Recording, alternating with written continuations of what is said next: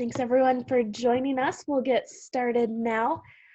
Today we have the Connecting Cultures group from Yankton joining us. We've got Sarah Santos, Rita Nelson, Ashley Dimmer, Jose Alonso, and Jennifer Morse all joining us. And I'll let them go in describing who they are and what their roles are.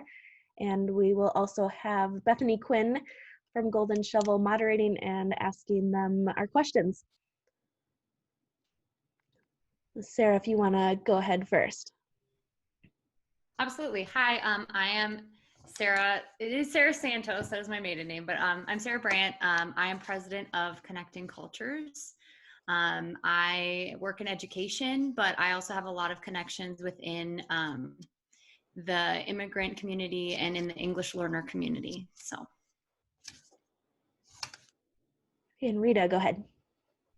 Alrighty. Hello, I'm Rita Nelson, and I'm the Workforce Development Coordinator for Yankton Area Progressive Growth. So we're the Office of Economic Development, and we partner with the Chamber, and I've been in my role about 5 years, working on expanding and building our workforce in our community.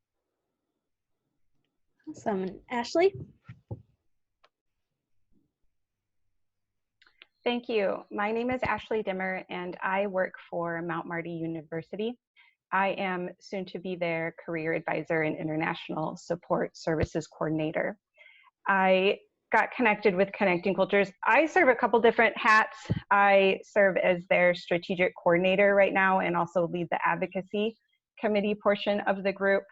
And my role with Connecting Cultures has really been to help the group to create alignment within the community, and we work together to form the group as it exists now that we're about to explain.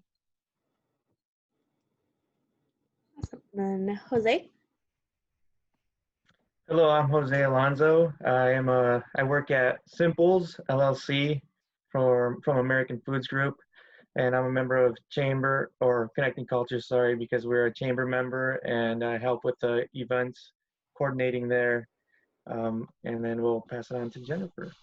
Hi, I'm Jennifer. I'm the recruiter at American Foods Group, Simples. And yeah, I recruit people for Simples. So I'm going to let Bethany take it away now. Thank you all for joining us tonight. I really appreciate it. My name is Bethany Quinn. I am the Vice President of Strategy and Content Development for Golden Shovel Agency, and I'm very excited to have the folks from Yankton here today to talk about connecting cultures. They're doing some very innovative and exciting work in regards to diversity and inclusion, and I think that their approach is a really fresh one that other communities can learn from. But before we get into those specifics, I wanted to provide some background so that everyone who's attending our webinar today would know where Yankton is. So Rita, could you please tell us more about Yankton as a community? Well, just thank you very much, and thank you for featuring our group and our great community of Yankton. So we have a history of being first. We were the first Dakota Dakota territorial capital. So back in like 1863, we got started. And so we're no longer the capital of the Dakota Territory after they split off and formed South Dakota and North Dakota. But anyway, so we've been around a long time, and we are located right along the Missouri River in the southeastern corner of South Dakota. So the Missouri River is our border to the state of Nebraska. And you can see then on this one map kind of where we're located in proximity to some of the major metro areas around us. You can see that we're a nice small community of about 15,000, and yet we're close enough within driving distance to quickly run to Sioux Falls, which is about an hour north of us, or Minneapolis, St. Paul, which is 5 hours away. Omaha is to the south, about 2.5 hours from us, and we can also easily run to Kansas City, which is about another 5 hours to the south of us. So we always say that we're connected to all the places where we want to go, and yet we can enjoy that small town feel in our community of Yankton. So on the next slide, I share a little bit of information about the demographics. And I pulled this information off of our Greater Yankton Living website, which is hosted by Golden Shovel. So I love the demographics there. So the Yankton County, yeah, exactly. I went, oh, this looks great. So the Yankton County is a growing county. We're up to about 23,000 in our county.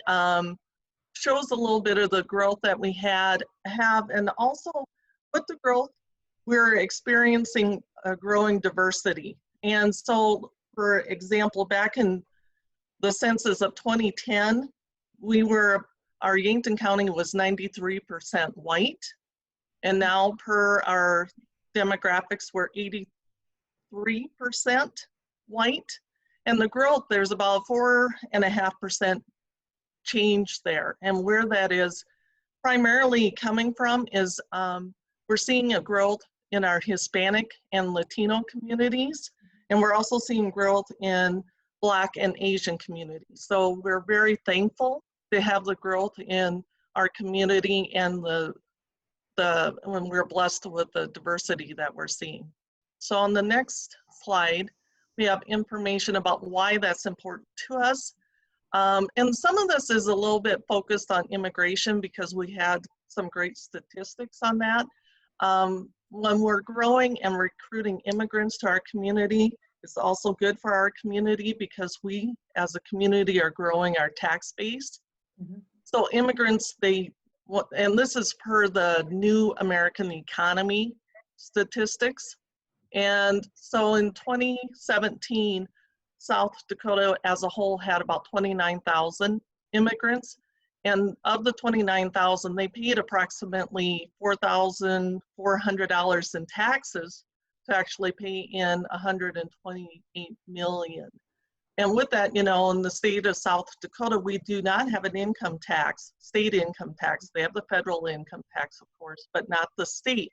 But we still have sales tax, property tax, licensing and registration, and other taxes that are being supported by the immigrants. So that is why it's important for us to see growth.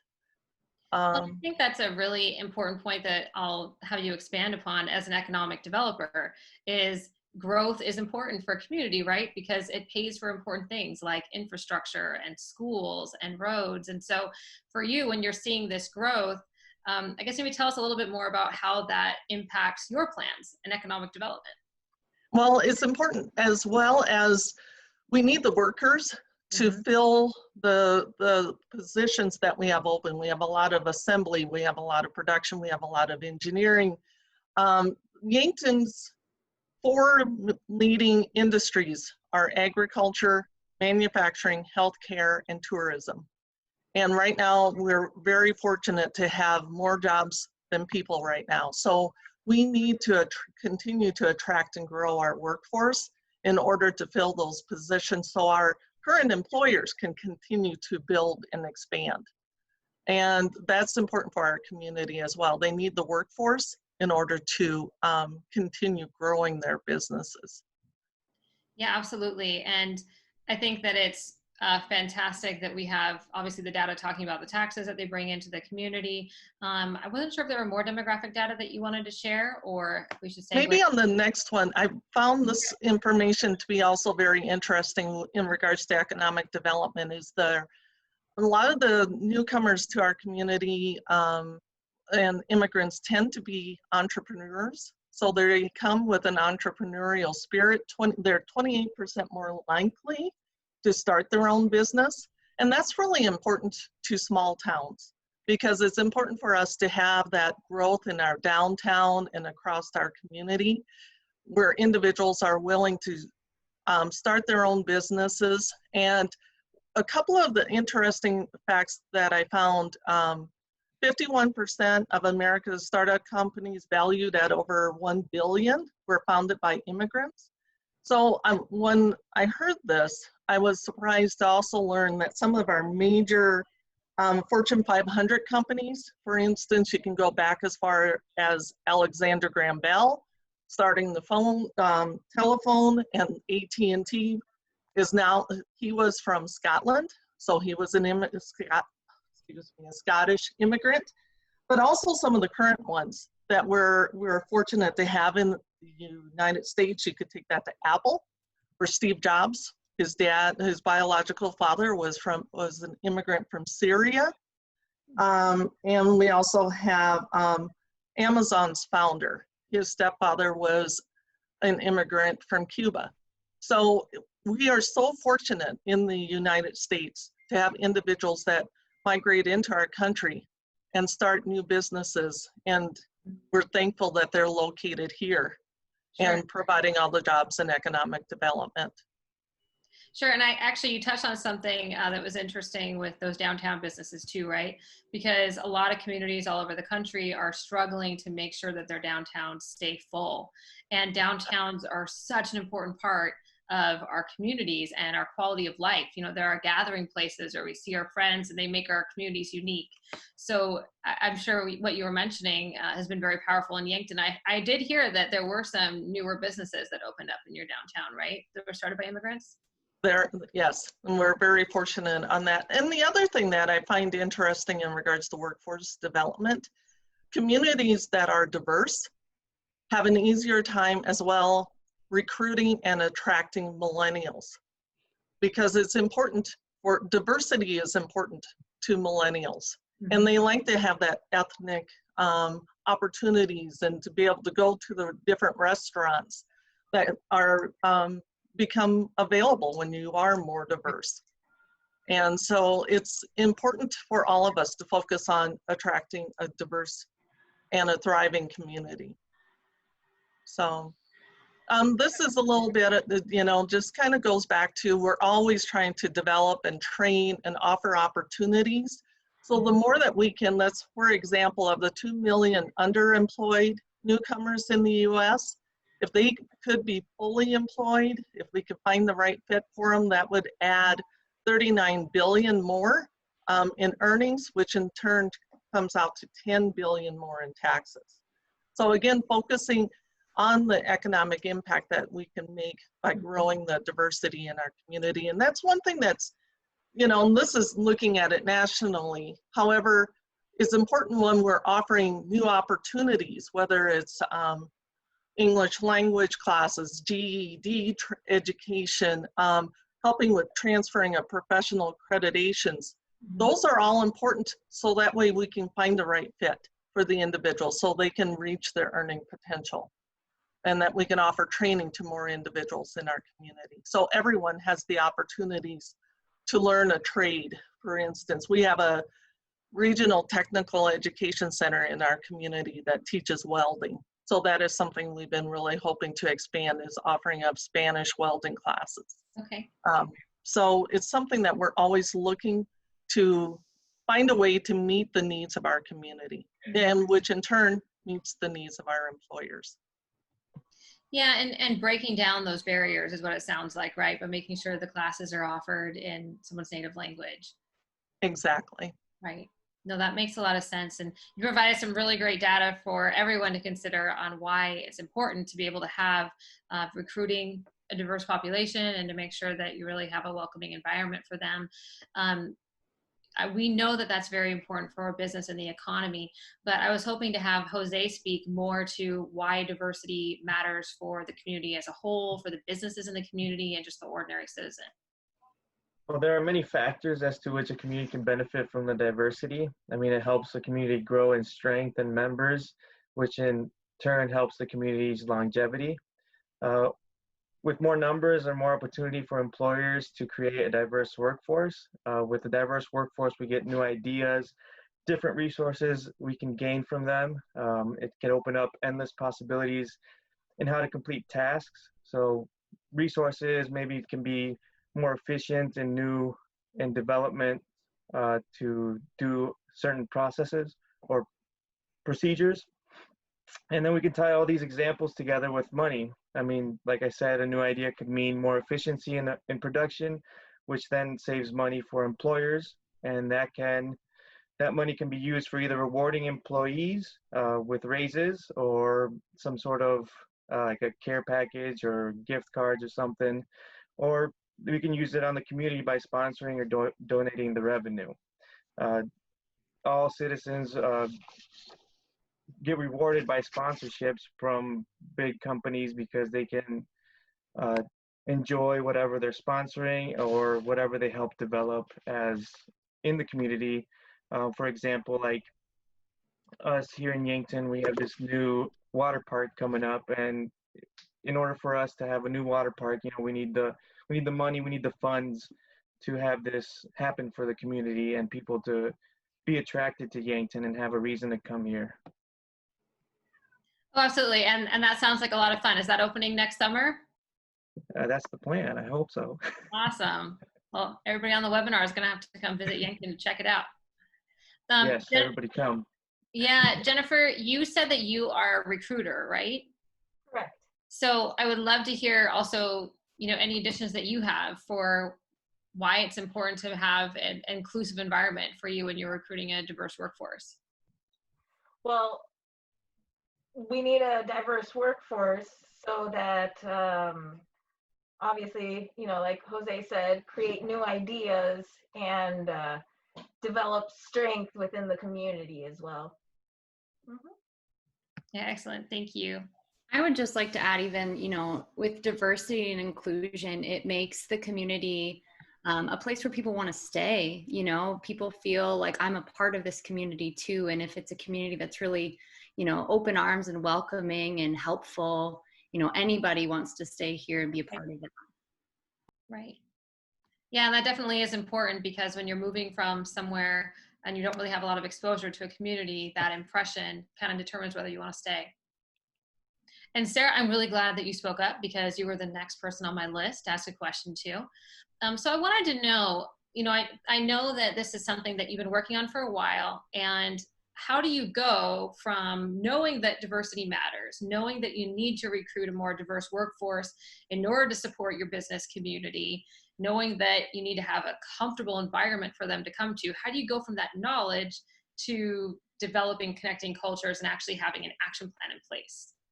So I'm going to take it back one step further. So before you can know that diversity matters, I think the biggest thing for Yankton as a community was knowing that diversity existed. It starts out small, and like Rita said, there's been a lot of growth. I grew up in Yankton, K through 12, went off to college, came back.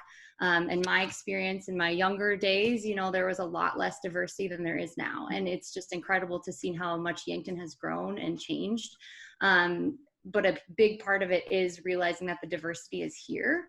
Mm-hmm. But then once you're knowing that it's here and that it matters, then doing something about it to make it a positive place and a positive experience. There are so many positive things that come along with it, like those two wonderful people I've just mentioned for our workforce and for our community, financially and for the existence of our community. But the biggest thing is taking that leap, like others have experienced. Sometimes diversity is kind of like a tough topic to discuss or to think about, but then all it takes is action, intention. It just takes caring and, if you see, and the biggest thing that, why connecting cultures is here is, there are barriers that people have to get through, and it's, physical barriers, it's other barriers like, not having interpretation services or not having transportation. And then getting through those to make our community accessible. We have a lot to offer as a community, but we want to make sure that everybody has a route to get to those things. And so basically it's just the act of opening, COVID, but opening your arms, hypothetically opening your arms to anyone, and yeah, exactly, with a mask on and everything, 6 feet apart, but, opening your arms and being welcoming and, just trying to make people feel comfortable. And, a couple things that Connecting Cultures does, we have 3 core beliefs. Celebration, because we want everybody to feel celebrated, recognized, acknowledged. Education, both for ourselves on certain celebrations or maybe certain cultural norms about other cultures that we may not know or recognize, but then also advocacy. So when we encounter those barriers in our community, doing something about it so that way everybody does feel included. And that's been a big thing. We have people who are representing on Connecting Cultures. The chief of police, Chief John Harris, he's an active member of Connecting Cultures, and he goes out of his way. And I've worked with the police department multiple times, helping with situations that have dealt with people of a diverse population. And the police department has been incredible in supporting anything that we've gone through. But we also do highlight celebration. We want to make sure that people see their cultures represented and see people out there celebrating and enjoying that. So that's what it just takes, that action step of just getting out of your comfort zone and making sure that everyone feels welcome. Yeah, absolutely. And I think that it's an interesting perspective that you have, obviously, as someone who has grown up there and been able to see the transition that's happened in Yankton over time. And it's very cool that now, as the president of Connecting Cultures, you can be part of this next genesis, this next transition. Absolutely. And I know we also have Ashley Dimmer on the call that has helped from an organizational perspective and strategic work to really take Connecting Cultures from its genesis to really help put that organizational framework in place. Ashley, I was really hoping that you could shed some light from your perspective on the organization, because I think that your insights would also be useful for other communities who may be interested in what you're doing and thinking that they might want to try something similar. Thank you. Yeah, thank you for having me on the call. I'm so proud of this group. They've done so much work, and it really was a collaborative event, and it was very divine timing. It just so happened that I needed a project for my master's degree, and I was coming to these meetings and listening to this dialogue, and all of the pieces really seemed to fall in place. From an organizational perspective, what the group really had from its genesis was a large group of people who really cared and really wanted to see something done, but really didn't know how to make that happen. So what we started with was a listening session, just listening to the community. We had 25 in attendance, which we were really happy about. We took that information, we brought that back, and then we identified key stakeholders. So you have a large group of people, that's great, but really what you want to do is you want to identify your few key influencers. And so we ended up with a group of 5 on our strategic planning team. And we took that information and we said, okay, here's what we think is important. Here's 16 things we think are important. We brought that back out to the community in the form of some more, we did interviews. So we interviewed some key people in the community, and we did some other type of surveys to get some feedback, really just to make sure that the group itself was in alignment with what the community was asking for. It's really important when doing this kind of work to make sure that we're meeting needs and not pushing agendas, right? So the community needs to be ready for what we're bringing in, and the community was asking for help with the growth and diversity. So it really was a good fit for our group to come in and build our objectives from there. I really want to touch on something you said, which I think is important, is that that community involvement, so that you're not pushing an agenda, but helping them achieve their goals. It kind of ties into, obviously, what Sarah was saying is about the change that happened over time, and the community was really ready for this. So I think that's fantastic insight. Right. Well, and what we're doing that I think is really important is we're really taking a proactive approach to have conversations to bring people together. We're really trying to redefine, what does different mean? Different is not separate.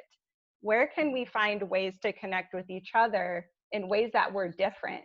Where can we connect where we are different and through our differences? Because from an organizational performance perspective, differences are strengths. And how do we bring all our strengths to the table? It's the same for a community as any well-functioning organization. Right. Yeah, absolutely. I know that is something that's very important when talking about diversity work, right? Because there's multiple ways to approach diversity. One is to try to embrace everybody, but then make everybody the same. And when we do that, we miss out, and Jose also spoke about this earlier, we miss out on the unique strengths that everybody brings, which maybe can and come up with something new, something innovative, something better. So that's a very good point. Now, I know with Connecting Cultures, again, you have a different approach to diversity and inclusion that I think is a little more fluid and fun than a lot of things that I've seen. So Sarah and anybody who wants to chime in on describing that, that'd be great. Yeah, so I mean, fluid is a great way to describe how we run. It's basically, like Ashley said, we base what we do and what we're trying to organize and guide on what the community needs. And, you know, as a group, we've discussed multiple times how Connecting Cultures, what we're trying to do is we're trying to connect people with ideas to their opportunities and to resources. Like recently, a success that we had is an organization called Families for Change has a strong Native American influence, and they had great connections to Native American dancers and drummers from Sioux Falls that came. They had people who were elders, who were storytellers, and so we partnered with them and we connected them with the resources in order for their event to be successful. So we roll with whatever the community is needing. You know, one thing that we're excited about, hopefully coming up this January, you know, the Yankton Police Department, Chief John Harris reached out to us asking if there was something that we could do to work on diversity and inclusion with his police department staff, you know, and we're reaching out and we're trying to make connections for them to make that something useful for our community, you know. So, you know, and especially with the times, you know, we've had a lot of people reaching out and asking us for, you know, what can we do? What should we do?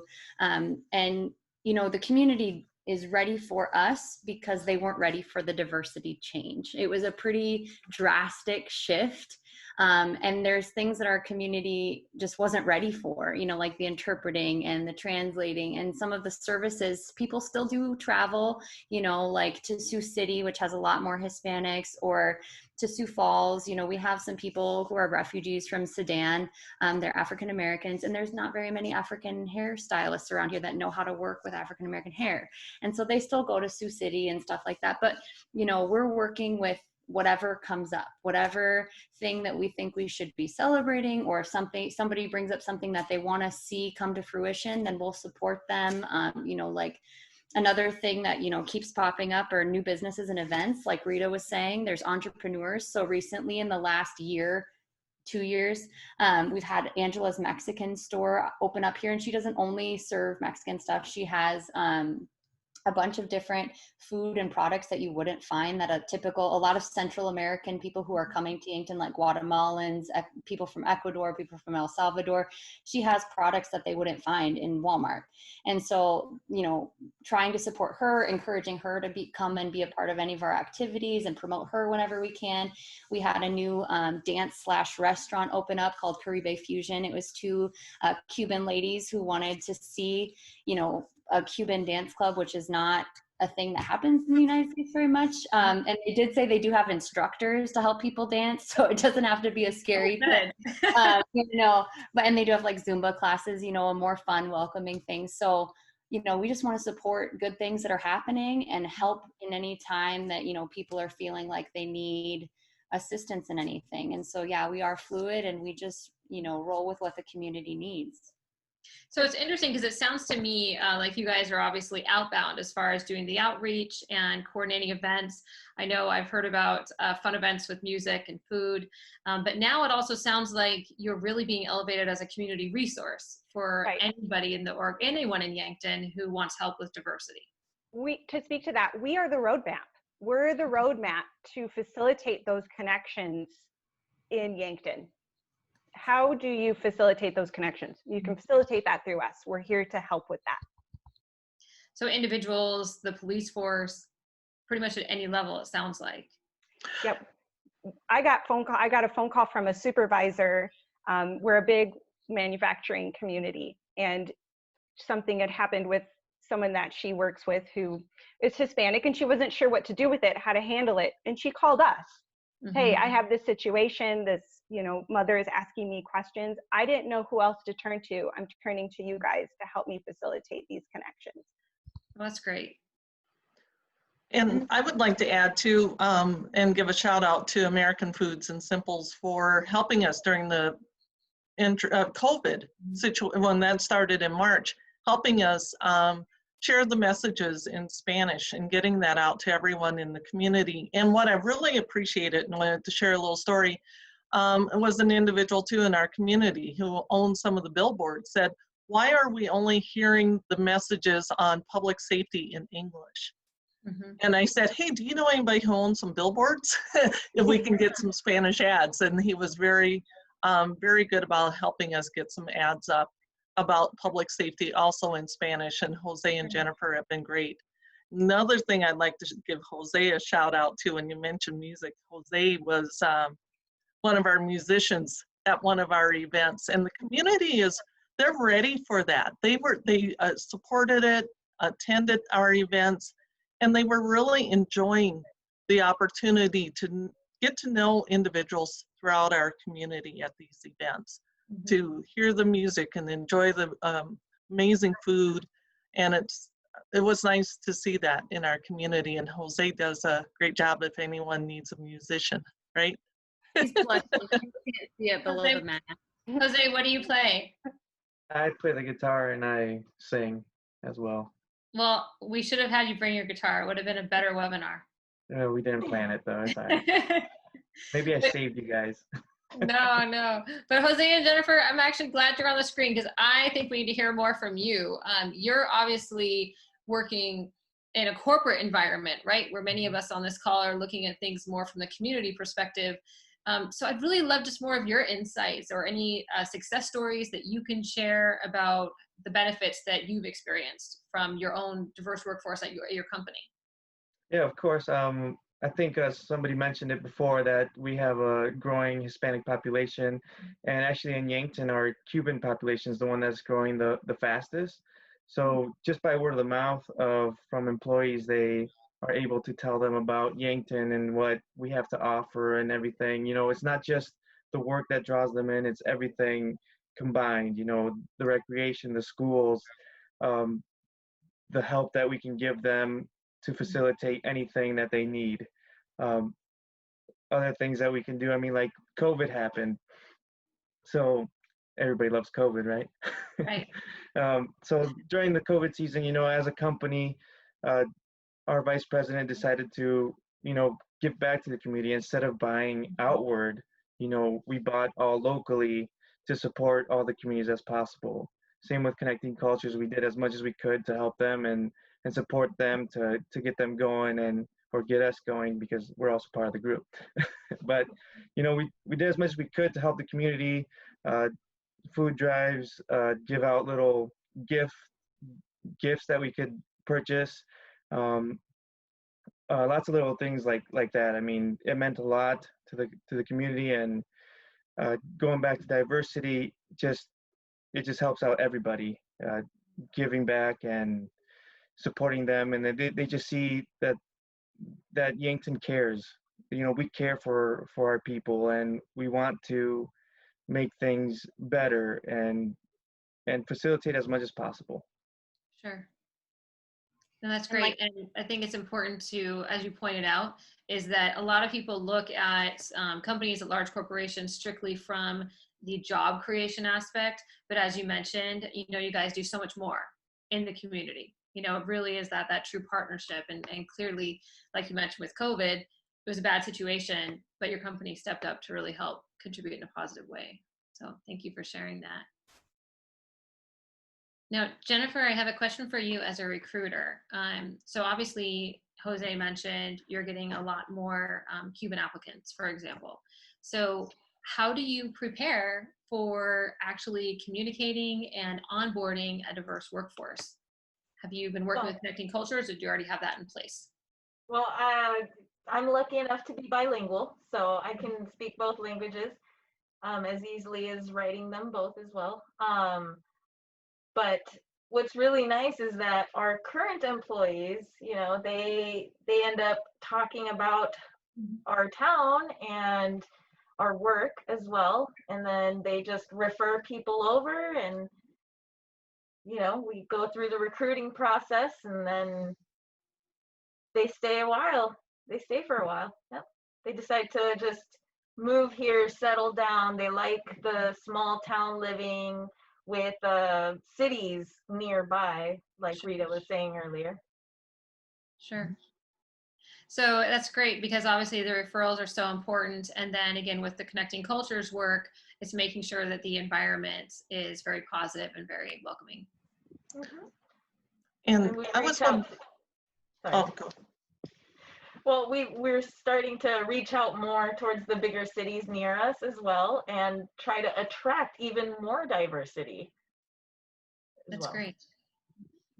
I wanted to share and say how great the partnership has been with Jennifer, as well as sharing with us some of the gaps that she has been able to identify with working with the new employees as they're coming on board. You know, what are some of the gaps that we have in our community? Is it finding a way to share with the employers, let's say it's financial institutions, the importance of having bilingual staff, bilingual tellers, having loan documents in Spanish. It's very important for our community, as well as having real estate agents that are able to help with the closing of home purchases as a way, because we want to be a resource and to our growing community. And it's great to have partners like American Foods and Jennifer and Jose, so they can share with us what are some of the gaps, so we can then work with some of the other institutions to help close those gaps. That's a really interesting point, Rita. And I think that's one of the reasons why having an organization like Connecting Cultures as that conduit is so important, because you're connecting people, but you as an organization are kind of connecting everybody, right? You're in the middle, whether it's, you know, employers or new people that have moved or the banking institutions, what have you, and being able to explain what is needed. I think that's a really interesting take, because it's things that I think often we take for granted, right? If you're a native English speaker, you just take for granted that you have access in your own language to whatever you need. So it's good to have that awareness. You know, Ashley, I know that we had spoken in the past about some of those foundational pieces and how that might impact the organization going forward. So with strategic work that you've helped the organization do, you talked about a roadmap. What's the roadmap? We're the roadmap. So when we came up with the mission of Connecting Cultures, which I think we have some slides about that we'll pull up later, you know, the mission really is to create a Yankton that celebrates diversity. Well, the vision then is to be the roadmap that facilitates those connections. So if you have a resource, for example, we identified a gap with enrollment at our local Boys and Girls Club for for Hispanic students. It's because we don't have access to paperwork for the parents in Spanish, and they don't know. Okay. And so we've been able to facilitate that as well. So really, when you think about what a roadmap looks like, it's finding that direction, right? Where do you want to go? How do you get there? Right. Literally making sure that we have members of Connecting Cultures serving on boards, talking to each other, American food groups, supporting us. We're really starting to paint the picture of that roadmap to get where we need to go, which is a Yankton that welcomes everybody. So it's interesting because you just talked about having Connecting Cultures members on boards, and that wasn't something I was aware that you guys were doing, but that makes a lot of sense. So it's trying to really amplify the leaders that you have, put them into positions where they're even more connected, right, in order to close those gaps. Connections really is the key word. It really is. We really truly are connecting, and we're connecting where we're different, and we're not afraid to also have those conversations individually where, hey, have you looked at it from a different angle? And yeah, so one of our strategic objectives is to have Connecting Cultures members key leadership throughout Yankton, right? So we're serving on boards, we're working in your community. We have a Connecting Cultures member who just started at a manufacturing group, and he didn't think he could dedicate very much time to the group. I said, no, that's great. Just advocate for us while you're at work. Yeah. You don't have to come to meetings to be an active connecting cultures member. Mm-hmm. So that is an interesting point, because I'm sure a lot of people that are watching this or here today are thinking this is something they're interested in, getting involved in diversity and inclusion work, but maybe they don't have as much time as they think. So what do you say to people who do want to be part of this or part of something like this, but they have a busy life at work and family and they don't know what they can do? What can they do? Conversations. When we think about diversity and inclusion and we think about what those words mean, right now we really think about diverse as different, and different is scary. When you change the dialogue, you change the monologue. So being that positive voice and redefining what it means to be diverse, and being willing to be uncomfortable enough to connect with somebody where you are different. We are, as humans, designed for relationship, and it's more comfortable for us to build relationship where we're the same. But it is possible to build relationship where you're different. And that's where people really need to go. Well, I think that something that Jose and Jennifer said really brings that message home, talking about how people are coming to their company through referrals, but they're staying because of the assets that they have in Yankton, with the housing and the schools and the beautiful natural environment. That's where we're the same, right? We all want to enjoy where we live and our individual communities. Rita, you mentioned needing to be able to buy a home and have loan documents in Spanish, for example. We're all out there buying homes for our families. So there's a lot of similarities. At the end of the day, every human wants the same thing. They want to go to bed full, they want to be loved, and they want to be safe. That's really it. And if you break it down to your basic human nature and your commonalities, that's common enough, and we can start really celebrating each other then for where we're different. Well said. Thank you.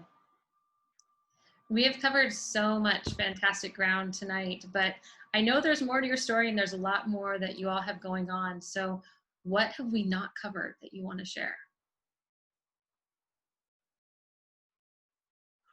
One of the things that I guess I'll share, and I invite the rest of the group to fill in the gaps. I just wanted to give a shout out to a group that we joined about a year ago. It's a national nonprofit group.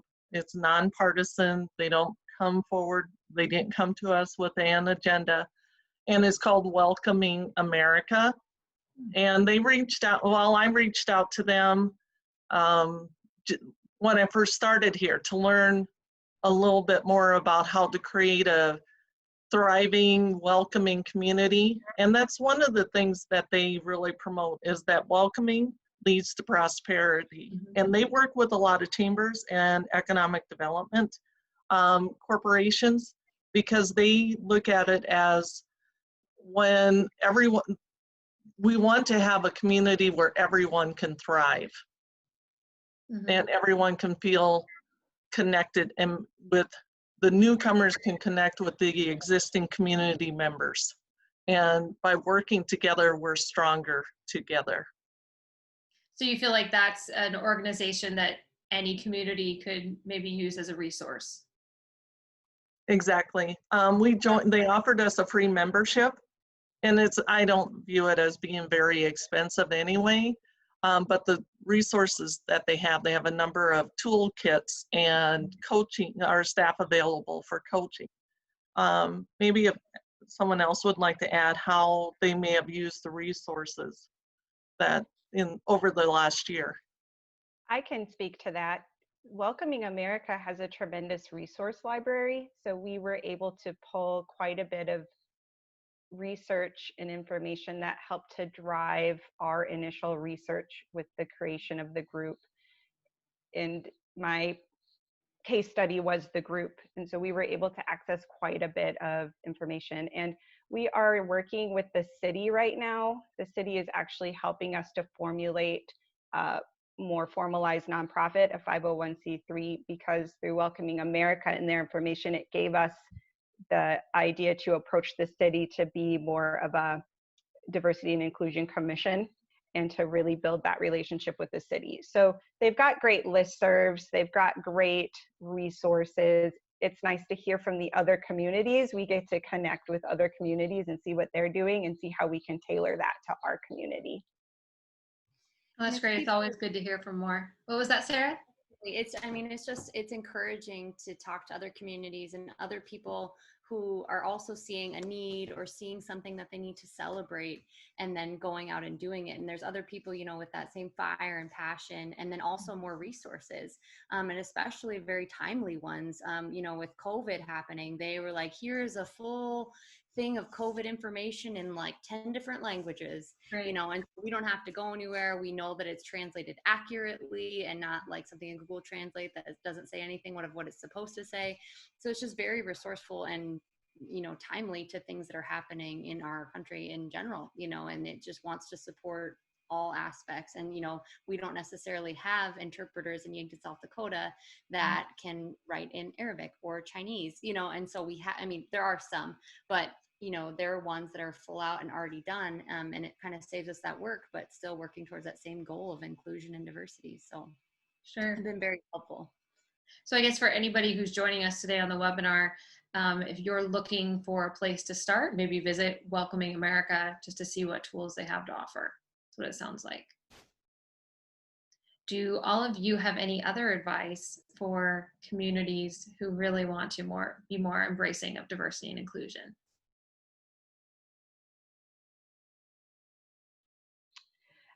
I'll share one last thing Okay. before I let somebody else talk. You really have to be the model for what you want to achieve. Mm-hmm. With Connecting Cultures, I think the strength in the leadership group and the strength of the key holders is we have been in situations where we've disagreed, and we've been in situations where it's been different. And we really had to work together and have those conversations and really find ways for us to connect as a leadership team and really emulate what it is that we're trying to create within the community. Mm-hmm. Yeah, thank you, Ashley. Well, if nobody else has any further advice to share, because you've already shared a lot, right? We've been talking for an hour, and I thank you. The only thing that we would just like to say as Golden Shovel again is thank you so much for being here. As an organization, we are so incredibly privileged to work with communities across the country. And I feel especially privileged when I get to hear stories about communities doing fun and interesting and unique and challenging things. And I think the creation of Connecting Cultures was challenging. It was a task to take on that really required commitment from all of you and the rest of the leadership team, collaboration with your city leadership and business community. And you've been able to cross that bridge and get to a point where you're really living this. And now, as Sarah mentioned earlier, even the police department is calling for help. And so hats off to you guys. Thank you again for being here. And I really hope that everyone attending is able to learn from this experience and take some of these insights back to your own community. Can I just add too, if they would like to reach out to us, we do have a Facebook page. It's Connecting Cultures Yankton. And I'll let Sarah share our email. connectingculturesyankton@gmail.com. Short and sweet. Perfect. Well, you heard it here. If you guys have questions or you need help, light up their inbox. Thank you so much. We appreciate you. Have a great afternoon, everyone.